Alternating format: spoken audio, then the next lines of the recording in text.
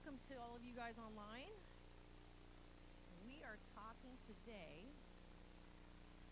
To go.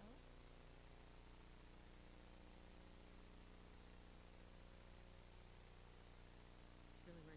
Easy, can you make sure it's on for me up there? Okay. Had the craziest thing happen this morning. My cat jumped on my Bible and tore it. At least it was only the book of Ezekiel. Just kidding. It was the book of Ezekiel, so I can tape it though. No, but it was funny because I was like, oh, okay. Whew. It wasn't. Oh, I love give the tape good. Okay. We're going to talk today about the wise men a little bit. It's actually more, but I started praying for what we were going to do this season, and I felt like this Sunday was the Sunday to do the wise men because it's after Christmas, but also the wise men were in search of something beyond themselves, and it was a great cost for them to go. It wasn't an easy trek. It wasn't simple. They didn't exactly know what they would find, but they went. Okay? Start out here. Matthew 2. Jesus was born in Bethlehem in Judea during the reign of King Herod. About that time, some wise men from the east lands arrived in Jerusalem asking, "Where is the newborn King of the Jews? We saw his star as it rose, and we have come to worship him." King Herod was deeply disturbed when he heard this, as was everyone in Jerusalem. All right, the wise men. Now, here's what I don't want to do. I do not want to pop your bubble of Christmas, okay? I really hate it when people do that. No, the wise men were not there the day that Jesus was born, like it shows in the cartoons. But that does not mean that you have to take your manger scene and put Jesus on one side of the room and the wise men on the other, okay? It's not like sacrilegious to have your wise men in your manger scene. It's okay. But I've seen people that go, "Oh my goodness, I thought it was this way. That means I have to change everything I've ever done." Okay, that's religion. It's okay. You can have your wise men in your manger scene. I like them there. It reminds us. But it's not, the things that I'm going to tell you today are not things to pop your bubble. Okay, they were called Magi, or wise men. The name was given by the Babylonians, the Medians, the Persians, and others. This was not a Hebrew thing. This was not a Jewish thing. This was something from the East. Wise men they were either teachers, astrologers, seers, interpreter of dreams, soothsayers, sorcerers, or magicians. These were not what we would call Christians, okay? Jews. They were not people who believed in the God of Israel necessarily. This word didn't mean that. They brought 3 gifts, not necessarily 3 people. We just have 3 people because there's 3 gifts. We know there was more than one because it's plural. But we don't know how many there were. There probably was a pretty good caravan. If you think about it, if these guys were rich, they weren't traveling alone. It does not say they were kings, like we sing, "We 3 kings." It does not say they were kings. But they would have been officials or noble people or people that were important. They came from the east, and they came sometime after Jesus' birth, not the night of. They saw his star, so they understood how to read the stars. Now, there's lots of speculation about the star thing, and there's some pretty good documentaries. I can't remember, like Blue Global. How do you say his name? Giglio, that guy. Giglio, if you ever look him up, or ask Ben, he will tell you there's some amazing documentation of the stars and things like that. Whether it was a constellation that they saw or a magical, all of a sudden, boom, God created a star and it was there, I have no clue because I wasn't there. And the Bible doesn't say exactly that.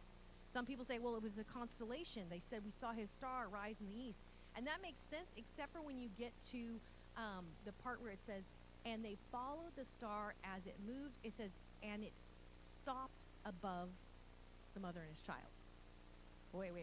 How did it stop there? Okay, so it's not something that we can contain in our perfect little box. Isn't that amazing? That's so cool. When we can't contain it, that means we just have to trust God for it. Okay, wise men. Where in the world did they come from? The East. Now, how did someone in the East find out about Hebrew prophecy? We don't know exactly, but there is a connection potentially. Let's step back in time over 500 years to Daniel. You guys remember Daniel? Daniel in the lion's den? Daniel. And if you heard this song in your head right now, you were raised in a generation of VeggieTales, and you can hear the song in your head, oh no, what we gonna do? King likes Daniel more than me and you. I'm trying to study for this, and I can only hear this song repeating in my head as I'm reading my Bible, and I see the guys doing this, right? So that's what happens when I read Daniel. All right, this is what it says about Daniel. So the history of it, they were captured. Israel was taken over, and then it says that they selected only the strong and healthy and select only strong, healthy, and good-looking young men, he said. Make sure that they are well-versed in every branch of learning, are gifted in the knowledge and good judgment, and are suitable to serve in the royal palace. Train these men in the language and literature of Babylon. The king assigned them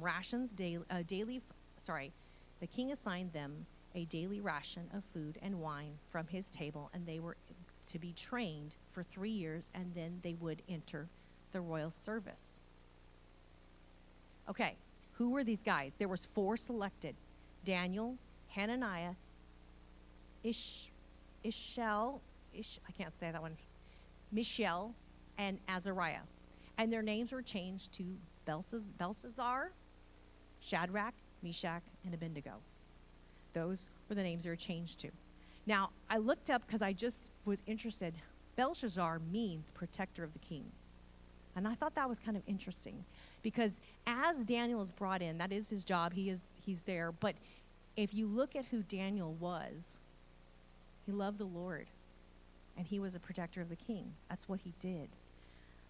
Now, these are some of the things that we know about these guys. They were from royal families. Daniel 1:3 says that they were from royal or noble families. These guys were between 13 and 18, and they're most likely made into eunuchs. That means they were castrated. They were no longer able to have kids. We romanticize the Bible. We want to make it like, oh, it's so amazing. Like Daniel, and they were captured, and they were serving the Lord. And it's like, no, these were like teenage boys brought into captivity. Their lives were altered forever. Whatever they thought they were going to be was taken completely away. And they were trained in a demonic culture. The Babylonian culture was demonic. They worshiped gods that were not God. That changes it, doesn't it? Like you go, wait a minute, this is not a very pretty story. Here's these God-fearing guys, and they're brought into this culture that is dark. And what does Daniel do? And God, let me read this first. And God gave these 4 young men an unusual altitude for understanding every aspect of literature and wisdom. And God gave Daniel this special ability to interpret the meanings of visions and dreams.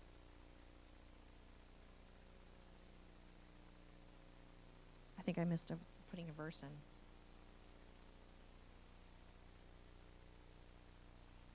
Okay, let me just talk about it first. So it says there that Daniel had set his heart to not defile himself.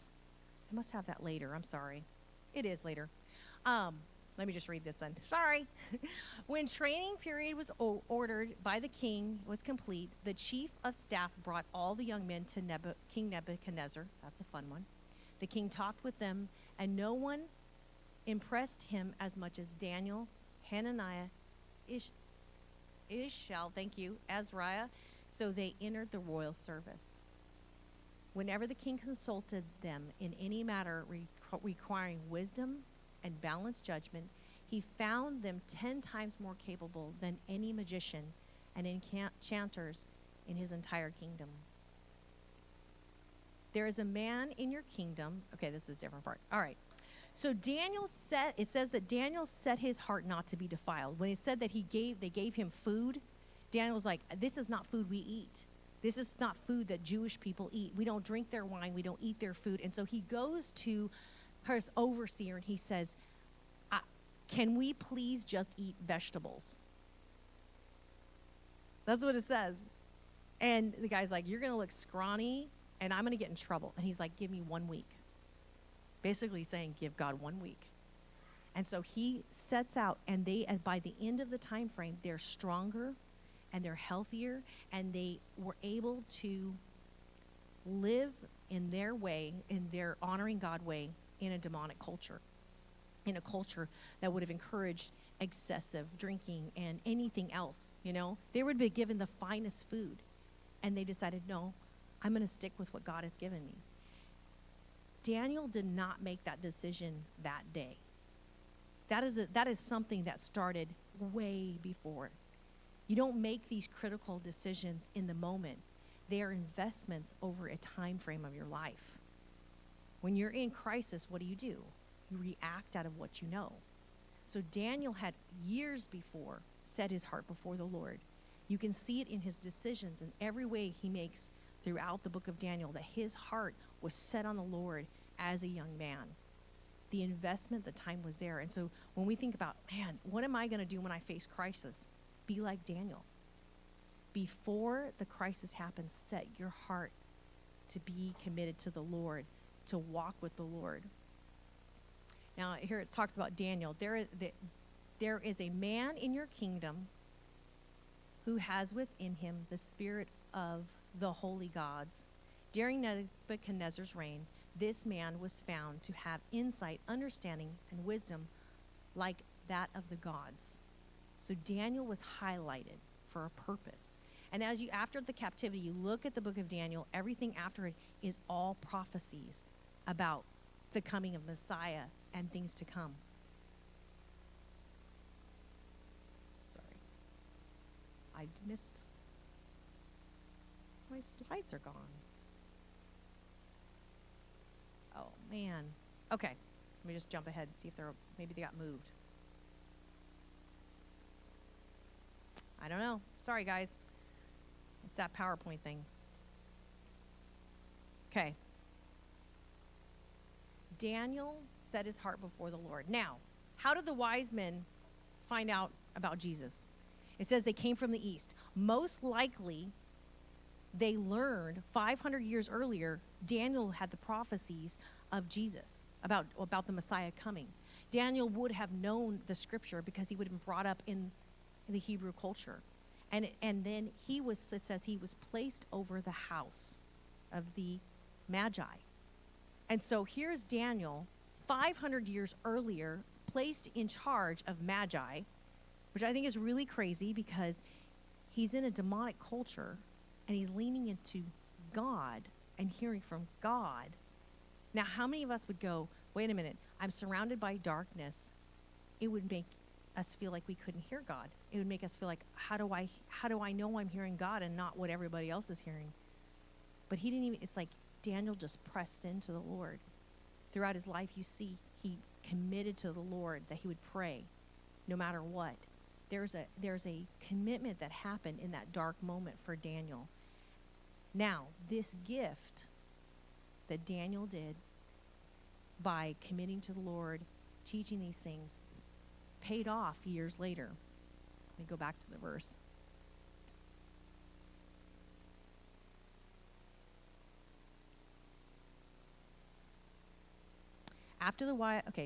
Here it is. Herod called a private meeting with the wise men, and he learned from them the time of the star would appear. He said, then go to Bethlehem and search carefully for the child, and when you find him, come back and tell me so that I may worship him, because he wanted to kill him. After the interview, the wise men went their way, and the star they had seen in the east guided them to Bethlehem. It went ahead of them and stopped over the place where the child was. When they saw the star, they were filled with joy. They entered the house and saw the child with his mother, Mary, and they bowed down and worshiped him. They opened their treasures chests and gave him gifts of gold, frankincense, and myrrh. This is a lot of money. Now, here, let's look at this paradigm over here. Here's Daniel, 500 years earlier, in captivity, horrible situation, chooses God, teaches Magi, potentially brought about Magi knowing who God was going to be. These Magi come and they provide this money. What happens next? After the wise men were gone, an angel of the Lord appeared to Joseph in a dream. Get up, flee to Egypt with the child and his mother. The angel said, stay there until you return, because Herod is going to search for the child to kill him. From that point, this money would have been able to help Mary and Joseph be able to go and live in Egypt. How many times have you been in a place where it's God gives you something and then you see what it was for? The provision came long before. Grandparents invested and you reap the reward, not just financially, but emotionally and spiritually. And you see it paying out. You see the generations looping over. I was talking with Ben about this. I said, I feel like life's it's like a rainbow. I know I like rainbows, but it is like a rainbow. A rainbow is a full circle. We only see half of it. It is a full circle. And so when we realize life is this full circle of promises of God, where there are tragic moments in our lives that potentially God is going to use in generations we have no idea about, because of our choices to serve him here, horrible moments, things that we go through, and we choose God, we choose faith, we invest in people, we do these things that God has called us to, and then years later, it comes around. We might not even be alive again. 500-year difference in investment in time that you don't get to see. But when you were faithful in the things that God's put before you, you're able to sow into the future beyond yourself. How do we live as Daniel and seek Jesus out like wise men? Okay. You set your heart on God. Submit and let him be king. Daniel's heart was submitted to the Lord. It was not just about loving God, because loving him is obviously the most important. But if we're not submitted to him, we're not living with him. And so it's loving God and submitting to what he has for us. But Daniel purposed in his heart that he would not defile himself. It was a decision in his heart. And so when we go, okay, I'm going to set my heart and I'm going to start my love on the Lord, and I'm going to submit my life to him. I'm going to go low in humility so I can go high with God. I'm going to lay it all down so that I can walk in his steps. I'm going to let him decide my path for my life. When your heart is pointed towards God, okay, your life is fulfilling. Your relationships are fulfilling. It's not legalistic. I say, oh, I've got to do everything right to have myself submitted to the Lord. No, it's about where your heart's pointed. If your heart is pointed towards him, you're in a good place. If your heart is pointed away from him, you're in a broken place. It's really simple. It's not a box. Christianity is not a box. Faith is not a box. You can't say it's like in or out. Here's what we think, Jesus, this is it. And God's like, be inside this box and then we're safe. So I stand right on the line. No, there's no line. Your heart's towards him or your heart's away from him. And so where was Daniel's heart pointed? It was towards him. Where's our hearts? We point towards him. And then as we make our path, we live our life, everything else that works out around it, because our hearts are pointed towards him. It affects our relationships with each other dynamically. Second, choose his path forward. Love, give, forgive, heal. Don't live in the past or watch from the sideline. Okay? Daniel could have chose to not forgive. He could have chose to embrace a culture that was not godly. He could have chose to be bitter. He could have chose to say, why would Yahweh, the God of Israel, do this to my life? He could have, but he didn't. He honored the Lord. He submitted to the Lord, and he would move forward. When we walk through hard times, if we don't walk in these steps, if we don't choose love, if we don't choose to give, we don't choose to forgive, we don't choose to move past the pain, we are stuck in a moment in time forever. It's not, this is a common phrase. I hear it all the time. I can forgive, but I can't forget. That's okay. Because if you can forgive, truly forgive, take a step forward day by day, the Lord will bring you farther away from it. You're not ever going to forget what you've gone through. That's like silly to think that. But it will become farther away so that you're healthy and you can look back and say, that's not going to control my life anymore. This is not going to dictate who I am anymore. I'm going to live my life free and choosing not to sit on the sidelines. What does that mean? What does it look like to sit on the sidelines? Every time I decide I'm going to serve Jesus, my life falls apart. Congratulations, you just joined the club. It is a reality. Well, every time I step into ministry, my life goes crazy. Because it works. What's your button? Everybody has a button. The breaking button. You know, you see that with spouses? You see that with siblings? It's the best with siblings. You know the sibling in the car that's like, I'm not touching you. Okay? The devil's like, I'm not touching you. And it's driving you crazy because he knows how powerful you're going to become if you stick with it. If you progress in where God's called you to. If you say, I'm going to do what he says. I'm going to love that person. I'm going to serve him. I'm going to, whatever he's laying before you. If you don't allow the things that normally push you back, the devil's going to be mad. Not the devil himself. He's probably somewhere else. But there's going to be things you're going to hit resistance. And that has to be something that you can break through. If you always stop at the same place, it works. It always works. The enemy knows. Right? So we have to push past and decide, I'm not going to just stay on the safe side.